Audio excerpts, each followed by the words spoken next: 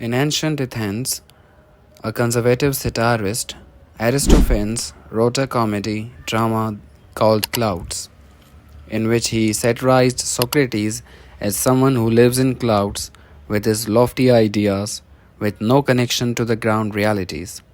Ever since that, we have this image of a philosopher who is lost in his daydreams. There is a famous incident regarding Thales, an Ionian philosopher, that one day he was walking so immersed in his thoughts that he fell in a well and people had to take him out. It is also famous for Socrates that he used to be so engrossed in his thinking that for hours he would stand in one place without budging an inch. Perhaps that's how people came to have this idea about philosophy that it is detached from the real world and devoid of any practical value.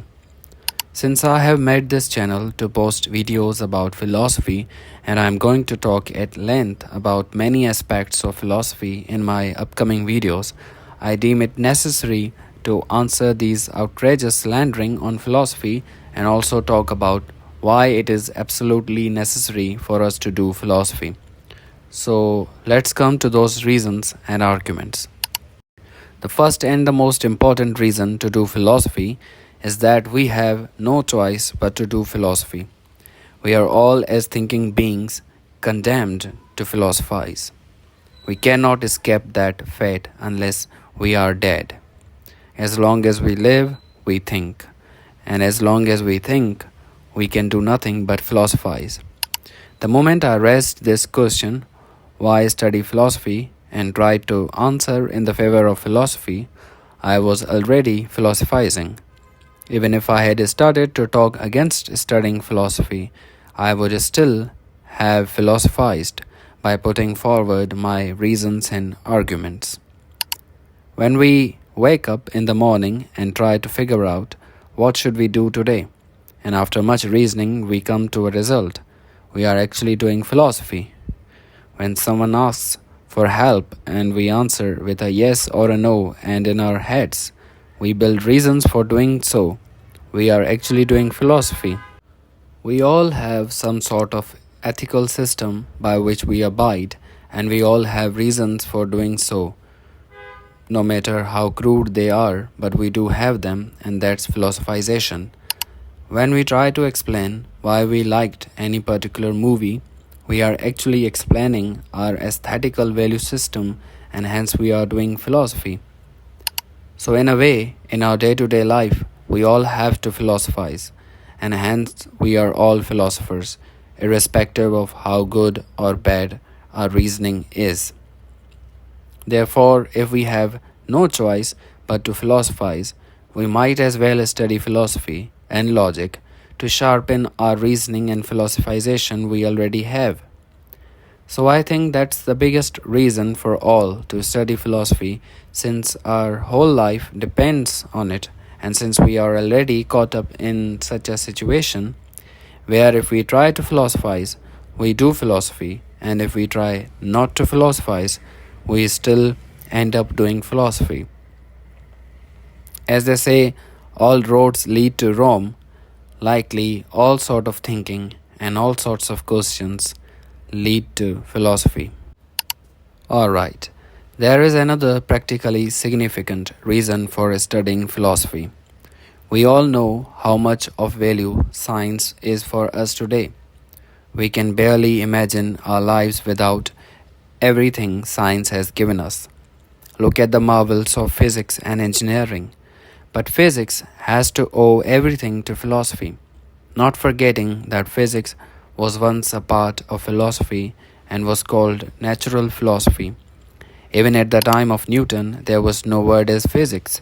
The name of his book, in which he wrote his all theories, was Mathematical Principles of Natural Philosophy. It was only in the late 18th century that the word physics was coined. Now, though it is apparently shown that physics has no relation with philosophy, but physics still depends on philosophy so much that if not for philosophy, physics or all sciences would turn into a sort of religion, or a dogma. Sciences have to now and then doubt themselves too in order not to turn into a dogma. They have to continuously question their methodologies. Studying nature and physical world comes in the region of physics. But this question, how to study nature, doesn't come into physics, but it takes us out of physics.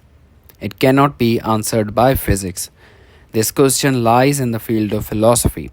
So it is philosophy that actually guides physics and all other sciences.